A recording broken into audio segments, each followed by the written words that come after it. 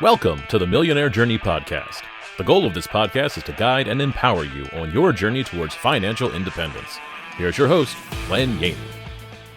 Today, my guest is Ryan Narus with Archimedes Group. Welcome, Ryan. Hey, thanks for having me, Glenn. Yeah, I'm very excited to have you. I've been following you for a while, and I've seen a lot of what you've done, and I know you are very good at systems and operations with managing mobile home parks. So if you could just tell us a little bit about yourself. Yeah, look, I bought the lie, Glenn. I bought the lie most of us, millennials, Gen Zers, Gen Xers bought, which was work hard in school, get into a good college, work hard there, get good grades there, you get a good job, work hard there, and one day you can have a pension and retire, and all good things will happen to you. White picket fence, all that jazz. And it was like all a lie. Yeah. Like all of it. Turns out if you're born into a rich family, things get easier for you. And if you're not, like I was not, you have to work really hard, and it's no guarantee of anything. And that's a really cold, hard truth, hard pill to swallow, that you could work your tail off and sacrifice and it not pay out the way that you think it will. And I guess I just realized this at a young age, young being my 20s, and I realized, like, hey, no one's going to show up and just give me money. No one's going to show up and do the things necessary to just get me where I'm going. I'm not a trust fund kid, and I didn't have money, and no one was coming to my rescue. And so I had a choice, Glenn. I could either sit back and be bitter and play the victim and say, the rich are horrible, or whatever the kids are saying nowadays, or I could go do something about it.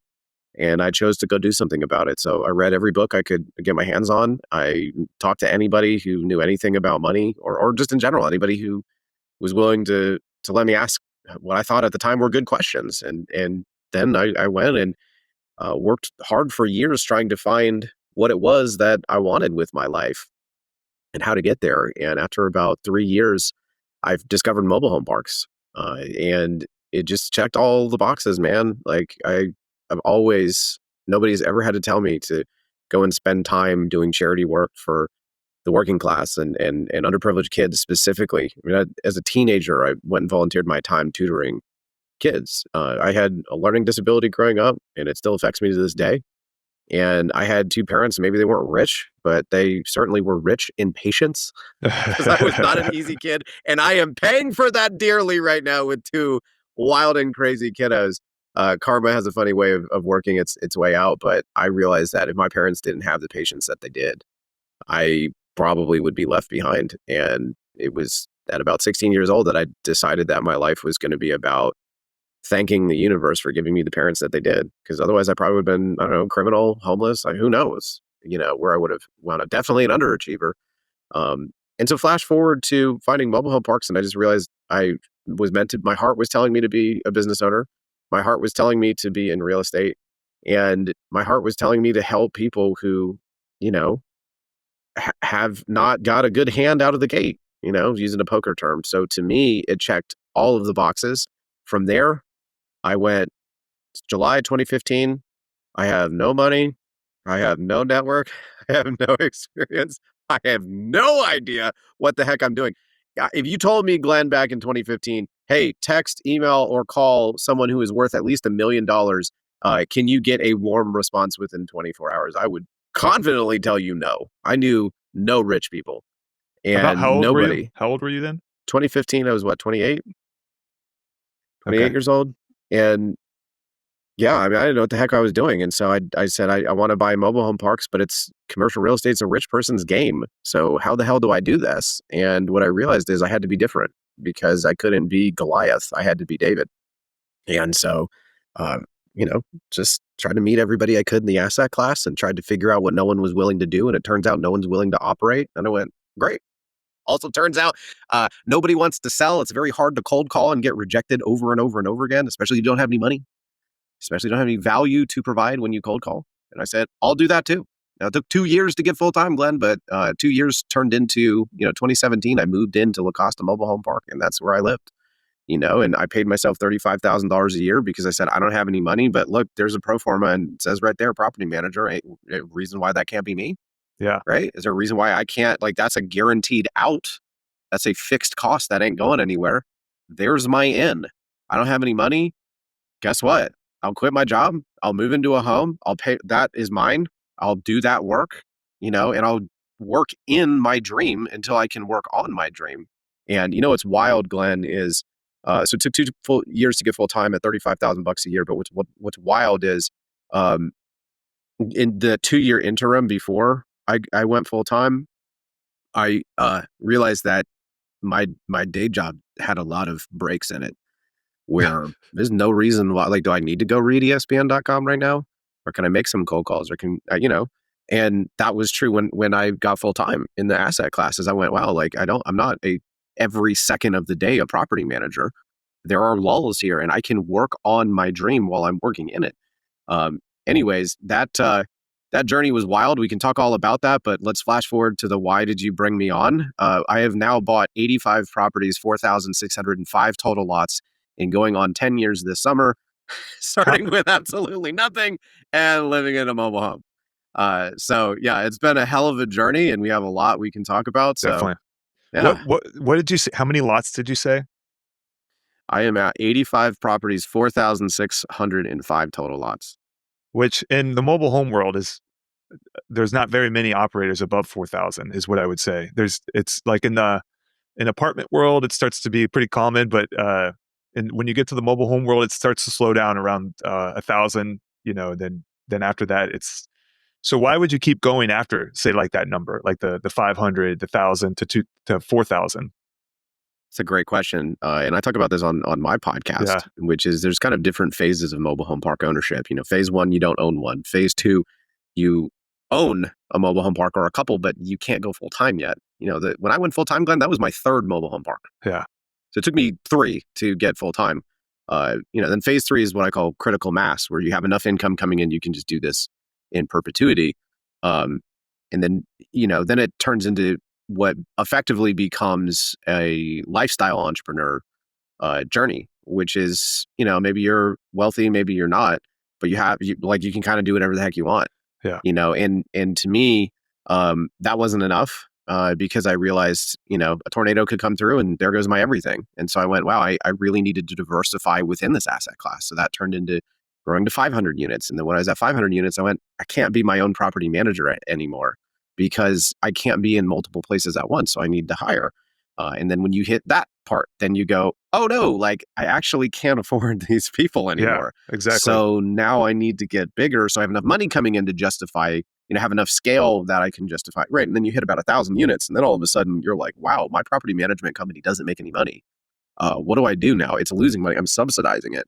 And then it's not really until you hit 2,000 where you subsidized it. You're done subsidizing it, and you have enough where you're comfortable. But at that point in time, you could just take a golden parachute and go live on a beach one day. And my business partner Ian did that, and so Jason and I ended up buying him out. Anyways, long story short, I've had that moment. I've gone through the whole cycle, Glenn, where you reach X number of 1,000 units and you hit this like, wow, I've done a great thing. I've done something. I've exceeded my own expectations within this asset class. And, what's next? And what is going to the difference between 500 lots and 1,000 lots is life-changing. The difference between 2,000 and 3,000 is another day. Yeah. And the question becomes like, what the heck do you do now? How do you reinvent yourself to find that motivation to keep going? And Glenn, what I discovered within myself, having gone through that lull, is like I have connections and knowledge and power to go out and do some really great things for people. And, like, is it about money? I mean, I gotta get paid something, but like realistically, no. Like realistically, I want to make people's lives better because I was here. And if I can look at my kids in the face one day, my friends and all the folks I've helped over the years and gone like, look, I could have retired on a beach or helped y'all out. I think that's gonna be the right call, right? Like when my daughter, when my son look at me one day, are they gonna be like, Dad, we're so happy you made all these millions of dollars, right? No, they're gonna be like, Dad, you helped a lot of people and that inspired us to go be good people too. And the reason why I love coming on podcasts like yours, Glenn, is I want other people to hear that because I don't hear enough people talking about helping others enough. And I want to inspire others to go be the good people I know we all can be. right? We all should realize there's more to life than a job, than money, than power, than whatever it is you're after. Like, we should all band together and help. And that's really my why. And that's why I keep growing, because I know I can help a heck of a lot of people and inspire a heck of a lot of people to go and help others too. So that's what I'm trying to create, a snowball effect. Yeah. And I've found many topics in what you just said, but the one that sticks out to me is really, it's like when you have like I think about my upbringing. I don't know much about yours, but it sounds similar. My parents were hardworking people, and I watched them come home. They made dinner for me every night, and they did everything they could. They weren't like they weren't rich, and Right. but at the same time, how do you try to implement that with your kids?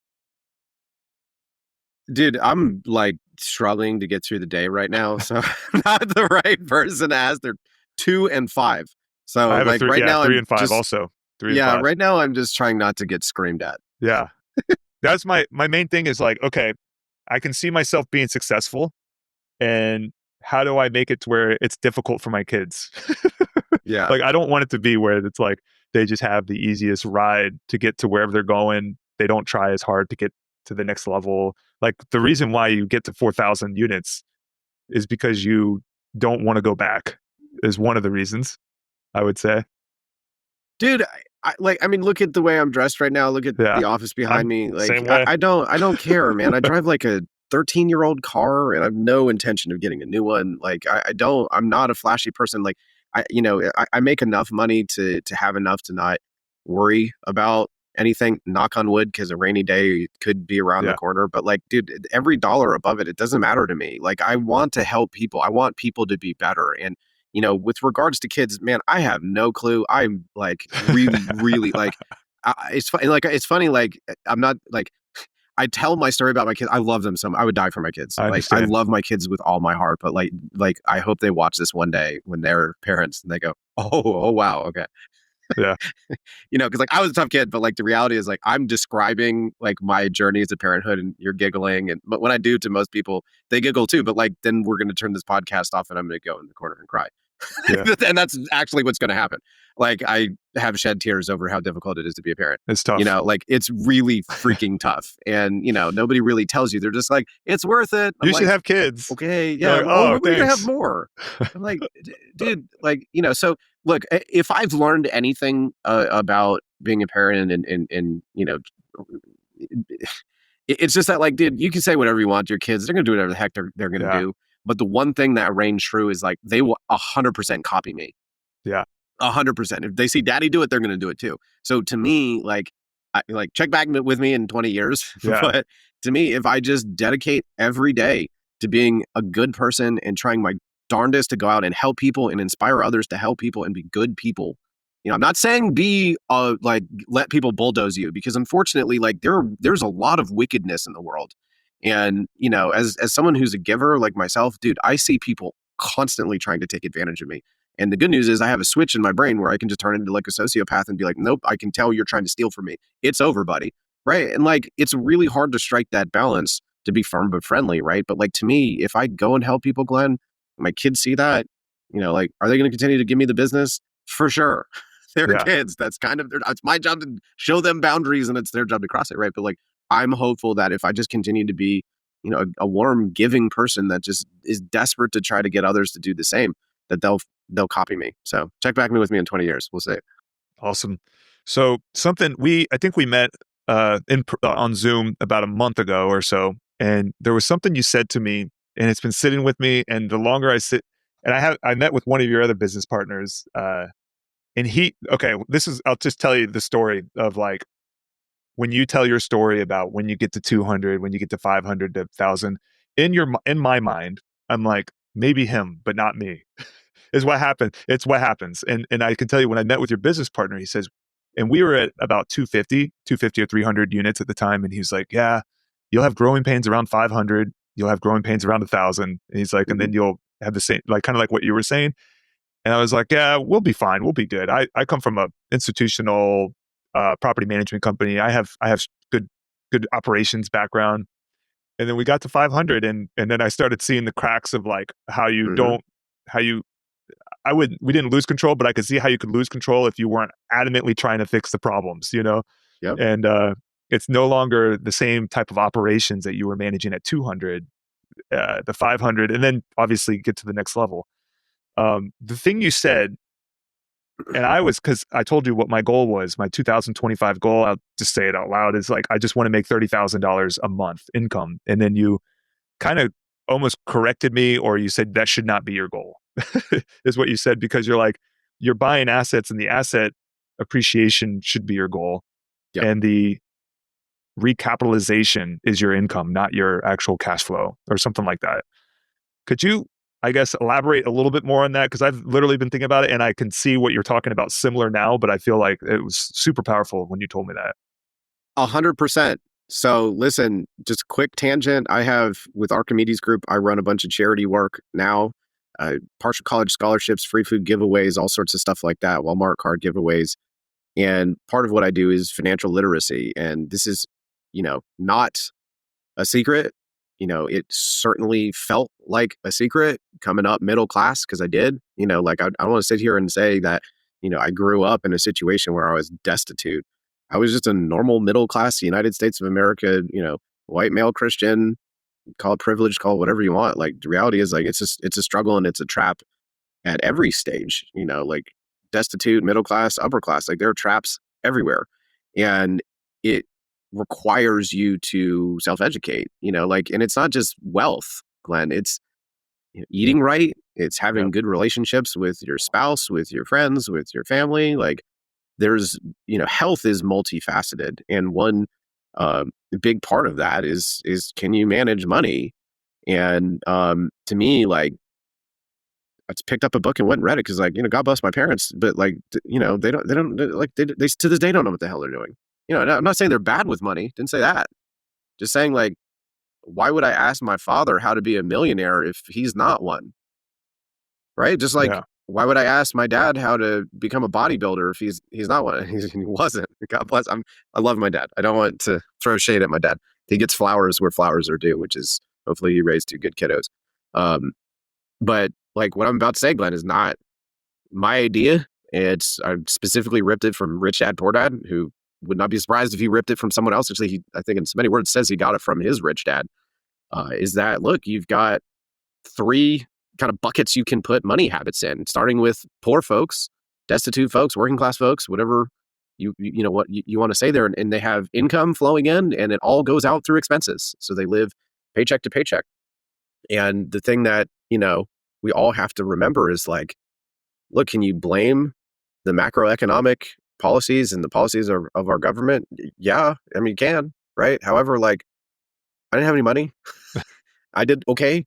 And I know plenty of people who were not dealt as good of a hand as I was. And there are plenty of people who got dealt a better hand than me. So, like, there's always someone who has it harder or, easier than you. But, like, the reality is you have to look at the playing field and make a decision, because it's really easy to just complain and point the finger elsewhere. But that happens a lot, where people just, like, marry themselves to paycheck situations. And I've had this conversation a lot where I'm like, look, I quit my job. I had no health insurance. I had no 401k. And I went and lived in a mobile home. Are you willing to do that? And most people are like, no, I like my house. I like my job. I got kids. I got kids. Okay. Right. And, like, then all of a sudden the excuses pour out. I'm like, so then why are you mad at our government? Why are you mad at our politicians? Why are you mad at right? And, like, it all comes down to this, like, are there situations where, folks, like, have a medical issue and they legitimately are in a spot? Yes, but that's not most people.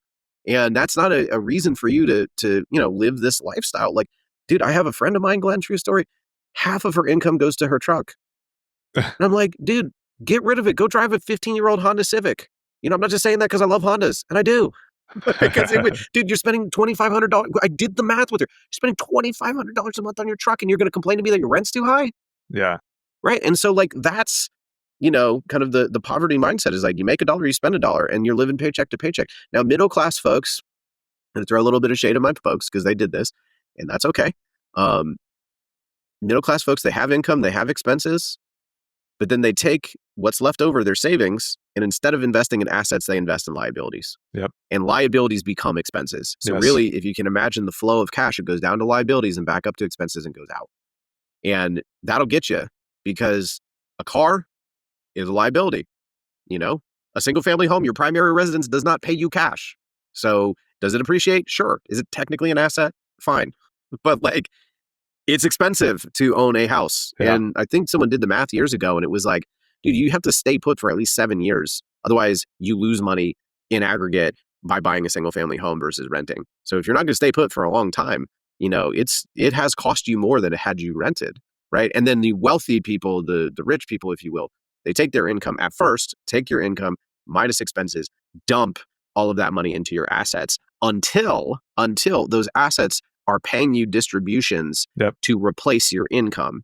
And then when you have enough assets and they appreciate while they are paying you, right? You buy a rental property, a mobile home park, self-storage, whatever it may be, a business.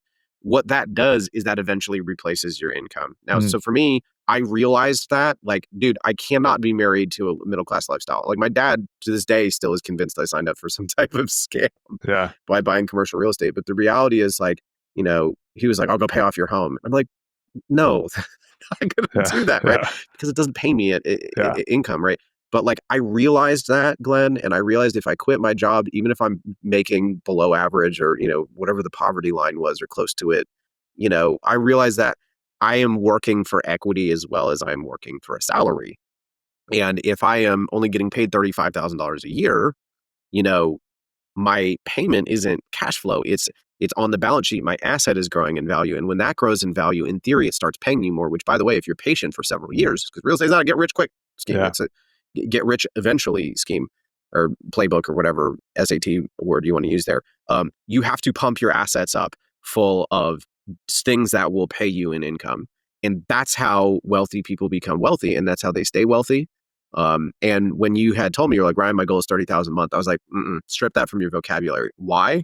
Because that's a middle-class mindset. So I talk about this on my podcast, like a middle-class mindset. Middle-class people, they want to nonstop talk about, how much money do you make? What'd you make a year? Did you get a raise? Did you get a bonus? Like, go hang out with bona fide rich people. By the way, these are not evil people. These are normal, kind people like myself. There's plenty of, again, like, you got to get yourself, I'm not saying you, Glenn, I'm just saying folks listening in. Like, you can't be like, oh, tax the rich are horrible, they're evil, go, take a billionaire out back and shoot him in the head. Like, right? Like, I hear these things and I'm like, look, I'm not well off like that, but I've done well because, like, and I'm a nice person and I want to help others. Like, you got to drop the victimhood and you got to start investing in yourself, right? Drop the expensive car, right? Because at the end of the day, as those assets grow, that is where your income and your lifestyle can come from. And that's liberating. And that doesn't come from making $30,000 a year. That's coming from going, I'm going to look at how much my net worth is. So Glenn, what I told you, and I'll now tell your audience, is like, drop the income goal. Yeah. Replace that with a net worth goal. Replace that with I want X amount in stocks, X amount in treasuries, X amount in real estate, X amount over here. And I hope from there to have X amount of dollars is how much I want my expenditures to be. Right? Like, your goal should be an amount of expenditures that you can easily pay for with your assets. And if your income is $1 million, if it's 100,000, if it's what, it doesn't matter because this machine you've built is paying your lifestyle. Even better if you live like this. By the way, all of this stuff back here is at least 10 years old and I either got for free or I paid like nothing for it. Like, if you can live a Spartan lifestyle, you can do that so much faster. So that's kind of what I said to you is focus on assets. Focus on living a lifestyle that makes you happy, because consumerism and lifestyle creep, it is not fulfilling. Yep. That's the goal. Hey guys, if you want to learn more about our deals we're investing in, go to our website and sign up for our free ebook, 10 Reasons Mobile Home Parks Outperform Other Real Estate Investments. We won't spam you. We'll just keep you updated on the podcast and the deals we're working on. Now, back to the show. A good blog that got me to convert to actually appreciating the small things, and also savings rate, is Mr. Money Mustache is the one that he has one. It's a shockingly simple path to retirement, I think is what it's called. And he talks about if you save 70% of your income, you're going to retire in it was 5 years or something like that. Or if you save 100%, obviously you're already there. So, and I read that article. It's mainly investment in stocks, which not my thing, but what I would say is I read it to remind myself that what I am giving up something if I decide to spend more money, like kind of what you were saying. So after our call, that we had, I think it was about 2 weeks later that I convinced my business partners to stop paying ourselves. So, Yeah. and I started rolling. We accumulated 108 units this past year, all super value add, very very rough properties, and it's really like eating up a lot of our cash flow as well. But at the same time, I was like, hey, how about this? How about we just don't pay ourselves and we just fix these properties right and get them established, and then we could actually figure that part out afterwards, and we'll save on taxes. We'll freaking, we'll obviously accelerate the cash out. If we were able to get these things stabilized quickly, we'll be able to go to the bank and restabilize. It's all on private mortgages and higher interest debt. So it's like the second we stop paying ourselves is the second we start earning more, Yep. through equity, 100%. balance sheet. And it was literally 2 weeks after our call because it sat with me and I had that call with your other partner. And I think to myself, I was, and the same thing he told me, because I'll tell you what he told me. He said, you're probably with park owned homes. He said, if you're getting $1,300 a month in rent, you're probably not charging high enough lot rents. And because we always thought about the revenue, we're like, well, if we either get 500 lot rent or we're gonna get $1,300 a month in POH, park owned home rent. And me talking to somebody that has way more experience than me, I'm thinking I know better than this guy. And then it sat with me for a while. We had a failed refinance because we couldn't get insurance in Florida on mobile homes that are built in 1970. It was a shocker, and we learned then, I was like, after that failed refinance, we're not owning another mobile home ever again. And I mean, the type of mobile home parks we buy, they're generally 70 and 1980 units. And that's when we started unloading, selling all the mobile homes on site and fixing them up and selling them. And it's changed our whole operations. And it's literally just being in the right rooms with the right people is what I would say. So, yeah, there was not much about that. It was just a story of me thinking I know better as I'm talking to people with more experience than me. But I'm glad you said that, because it just plays into what I think everybody needs to hear, which is just that, look, if you weren't born rich, you weren't born into those rooms, you have to go and fight your way in. And I'm not going to sit here and pretend like I'm someone special or someone smart. I mean, I'll share with you all of my test scores. It's like, academically speaking, I'm not that impressive at all. Yep. It's not an intelligence thing. It's funny. I was watching a Malcolm Gladwell interview, and he spends a lot of time researching this. And they're like, what is it? Is it hardworkingness? Is it cleverness? Is it, intelligence? Like, what is it? Perseverance? Like, what is the one thing? And his response is like, be born rich. Yeah. And I was like, gosh, you're so right. Like, if statistically speaking, what puts you in the highest likelihood to success, it's being born into it, quite literally. Like, it's not that people can't punch their way up. I can, you can, everybody listening in can. It's that, when you're born rich, you're born into a family that kind of knows what to do. It's like this whole, idea of like the rich get richer, the poor get poorer. Like, I mean, that doesn't have to be that way. It's certainly an advantage. Like, if you go play poker, like, one dude has a great hand, another person has a mediocre hand. It depends what comes out on the flop. Because if the flop comes out and the dude with the mediocre hand plays it better than the dude with a great hand, he could end up winning. He can end up, not even just getting lucky, just reading the room better and reading his opponent better, right? Like, it's just everybody has, there's always going to be someone in a worse situation than you, and there's always going to be someone in a better situation than you. You can only worry about yourself. And the right answer is exactly what you just did right there, Glenn, which is you got on the phone with me for free. I didn't ask you for a penny, and I'll never ask you for a penny. And anybody listening in, like, I'm happy to help anybody. I don't need anything in return. Just want to help people. And what you did from there, Glenn, is then you went and you forced your way into another room with another, reasonably smart, successful person, and you learned something, and it's going to make a huge difference in your life. And that's it. Like, I'll say this too, because I think it's incredibly relevant. I get this question all the time. Oh man, knowing what you know now, what would you have done differently when you got started? I gotta roll my eyes at that. And the reason is because I feel like where I've landed has exceeded my expectations. You said 10 years ago when I got started in this ridiculous a bedroom in a single family home in Miami, Florida, living paycheck to paycheck with two other roommates. I would have been like, this is unbelievable, right? And so, like, coming from that perspective, what would I have done differently? Probably nothing. right? Like hindsight's 20. Probably if I had Glenn, I would have bought more Bitcoin. Yeah, of course. Right? Of course, right? Like the reality is though, did I make mistakes? Yes. Am I going to continue to make mistakes? Yes. But like you learn from those mistakes and you don't remember when you learned that. And you can only make decisions based on the information, knowledge, talent, skills, network you have in that moment. So like, I feel like for the most part, I made the right decision. Could have made some other ones. Yeah, sure. But like, dude, part of me learning and growing and getting to the point I'm at is doing literally what you just did, what you just described.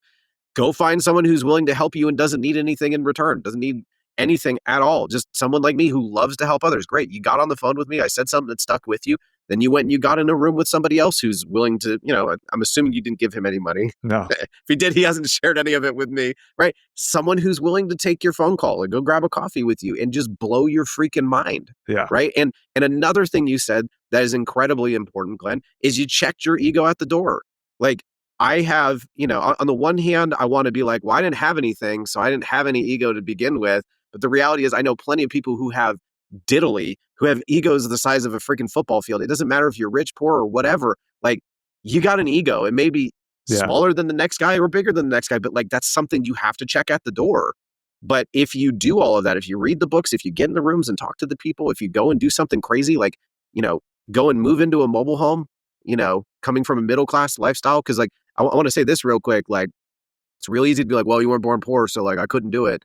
Like the reality is like, it's a different kind of trap when you're a middle-class kid. Yeah. It's a different kind of trap, right? Like they call them the trap, the ghetto, the trap. Like it's a different kind of trap. Like when you're middle class and you're told that lie of go to college and get a job and, work for a salary and drink Get the a car corporate Kool-Aid, payment. get a car payment. Dude, it's a trap. Now you got a mortgage, a car payment, and then you get married and you have kids. Now all of a sudden you have the easiest excuse in the world. Well, I can't chase my dreams down because of my kids, right? Like that is the easiest excuse in the world, right? It's a different kind of trap. And it's not even just that you can go, oh, that's a trap. That's trap. I won't buy the car. I won't buy the house. I'll just go and do what Ryan did. Like, do you know how many people laughed at me? Yeah. My own dad to this day thinks like in his words, he says, well, you play with Monopoly money. Right. And I'm like, do you know how many people I was literally having this conversation yesterday with someone who is, he's one of the most charismatic people I've ever met. And he's like, I don't want to do social media stuff because, I don't want my friends to laugh at me. And I'm like, if you literally just took your phone and took a selfie video, just talk about anything for 30 seconds, you'll have 1 billion followers because, oh my gosh, you are just like a magnet. Right. And he's like, well, I'm going to do it. All my friends are going to be like, well, what you're talking about, stupid or this. And I'm like, dude, I can see I don't even hear your excuses. I can literally see them flying out of your, right. Like you have to have a willingness to check your ego out the door and realize like you're going to start out at level 1 and work your way up and people are going to laugh at you. And by the way, it gets worse, Glenn. It's not just that people laugh at you. People laugh at you. People will cheer you on for like this much. They're going to cheer you on when they see you're starting to have success. And they're like, good for you, dude. He's doing it. Hooray. You escaped. You're doing this. But then once you reach their level of expectations, how high these folks think you can go, once you exceed that enthusiasm turns into jealousy.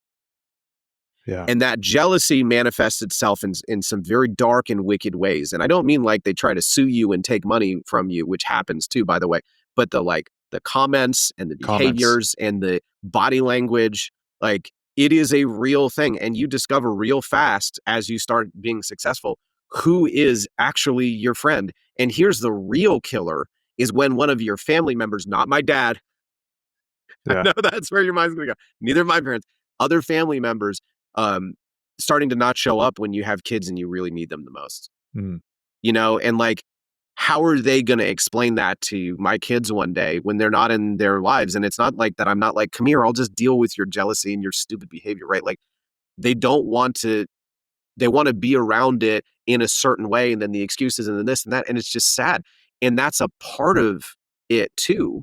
So like, not only do you have to check your ego at the door, not only do you have to deal with getting laughed at and then eventually, losing friends and family over it, or at least having that dynamic change. And then you have to change around what you can say to these folks because, they may get jealous or they may, right? Like it's a whole freaking thing, Glenn and Glenn's audience. Like if you choose to go down this path, it is not warm and fuzzy at all, ever.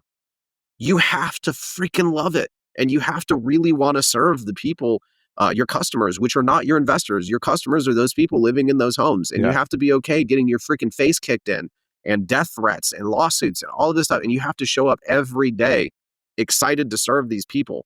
Maybe I'm nuts, but I do. I love helping. You're probably others. a little nuts. I'm probably a little nuts. Sorry, I'm getting a little preachy here, man, but I want to encourage more people to get in for the right reasons. Awesome. So what I will say with Ryan, he has lots of content, as in ways to learn about mobile home parks. I know I talk to people that reach out to me. What Ryan says is really like levels above what I've learned so far. So I still read it and I still learn as I'm reading his stuff as well. And he's got some, mastermind groups and stuff like that. So where can people find you? I love me some Tupac. And like Tupac says, I ain't hard to find. I do this on purpose, y'all. Like I could have gone dark years ago and just, gone and sat on an island and never had to worry about anything professionally again. I deliberately make myself easy to find because I want to help others.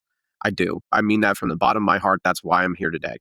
Glenn, I've obviously already helped you and plan on helping you plenty in the future. Don't expect a thing from you. And it's the same for all your listeners. I don't expect a thing from you. I believe I am the only Ryan Narus in the world. A quick Google search will get you my LinkedIn, will get you my website. Email me, reach out to me, come find me. I will literally help you for free. I do this on purpose, again, because I want to encourage other people to go out and be good people and go and help, and again, it's firm but friendly, right? Like yep. There's a really difficult balance to strike between, being a genuine good person and a giver and helping others, and then having someone just try to come and bulldoze you and just take. And so like, it's a really hard balance to find, and a big part of being a good person and being allowed a good person like I try to be is finding a good support group, because it's brutal. I mean, there are a lot of people, like you look throughout the history of time, there are plenty of good people who like literally got murdered. So like, it'd be a hell of a lot easier to just shut up.